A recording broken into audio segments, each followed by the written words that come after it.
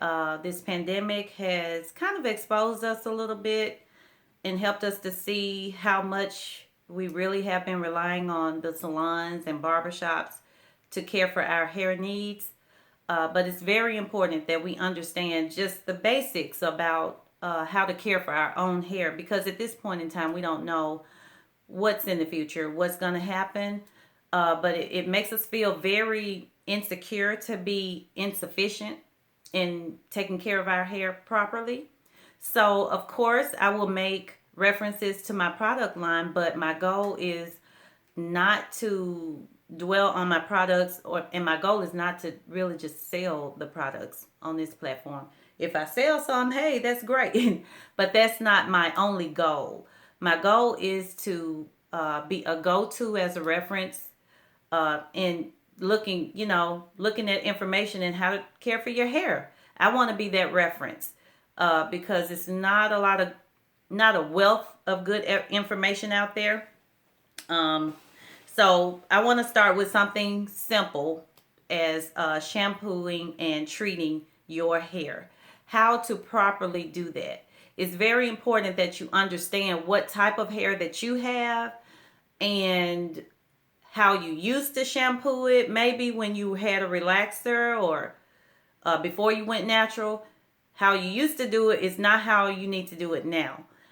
So I felt it was necessary to kind of go over those things. And plus, I've had some conversations with quite a few natural girls that have a lot of natural hair, and the shampooing process is very intimidating to them. Over the years, like I said, I have over 30 years in this industry, in the hair industry. Got started very young, so I've had a lot of time in this industry. Over the years, I've kind of picked up some tricks of the trade, learned some things on my own. My sister and I put our ideas together, and so I want to share them with you. One thing about shampooing intimidating hair I learned is section the hair off. So you'll go from front to back and from ear to ear, creating 4 sections, 2 in the front, 2 in the back. To do that, you will need a large comb, large detangling comb or brush, and you'll need these clippies. You need at least 4 of these. These will come in handy when trying to do that, clippy that hair, and you want to leave one section out. I'm going to just say the back right section. That's what I usually start with. So you want to leave that section out because that's the section that you're going to shampoo. Let's back up a little bit. If you have very intimidating hair and if you're stressing, thinking about shampooing it, it's very tangly, it's too thick, it's unmanageable, I don't know what to do with it. This is what you need to do. Listen carefully. Go in your kitchen. Look in the cabinet above the stove. There's some type of oil in there. It would be great if you could find coconut oil, almond oil, avocado oil, olive oil, any natural oil that you have stashed away. It could be in your kitchen or it may be in your bathroom. Maybe you already have some designated for hair care. If you do, go grab that.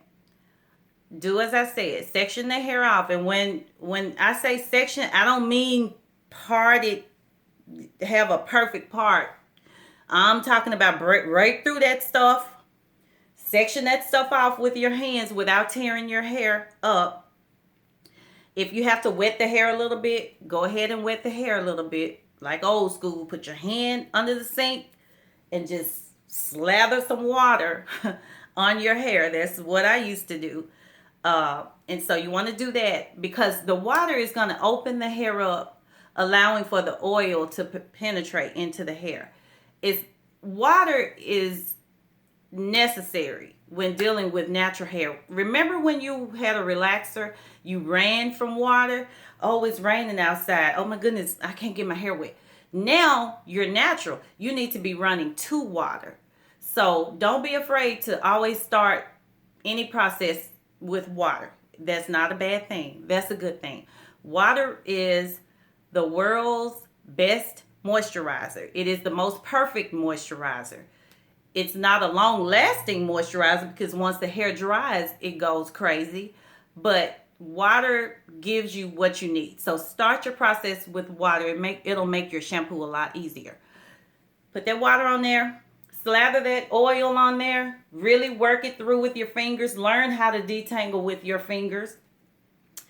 Yeah. If you want to, take a brush, a shampoo brush. There are different shampoo brushes out there. This is a very popular one. It's cool. I like it. A lot of people swear by it. It's very flexible, and then it has this little thing that comes on it, and it goes on the back if you don't want it as flexible as this. I don't have time to try to snap this thing on, but anyway, it snaps on and it kind of holds it. You know, it kind of makes it like that. So some people like to use that brush. If your hair is really, really, really dry and you feel like you're pulling your hair, don't use the shampoo brush. Just use your fingers. Or you can use this brush or this brush. I like all of these, okay? So moving on. You want to put those oils on your hair. Plait that hair or clip it. I say plait it or twist it, either one. Plaiting it and twisting it, though, instead of clipping it, I'm going to say this. It will stretch the hair. It will make the hair a lot more manageable when it's time to shampoo. So I would say really, really thick hair, go ahead and 3-strand plait it. If your hair is not so bad, just 2-strand twist it. And then you can still clippy it, you know. Do it all over. Put that plastic bag on your head and pop yourself under the dryer for, you know, about 30 minutes. That's a good pre-shampoo treatment. This will help save your hair, I promise. It's more work and more time, but it will definitely save your hair. If you don't want to go to your kitchen and grab those oils, I've already done it for you. This beautiful, I love this oil. I just love it. I'm so proud of it. It is a pre-shampoo hot oil treatment. It is castor oil, coconut oil, shea butter, and sweet almond oil.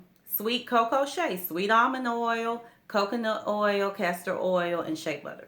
Yeah. So I also add some really great essential oils to this, which makes it even more intensified. I think this is $11.99 on the website. Wonderful treat for your hair, and it has a really convenient little spout there.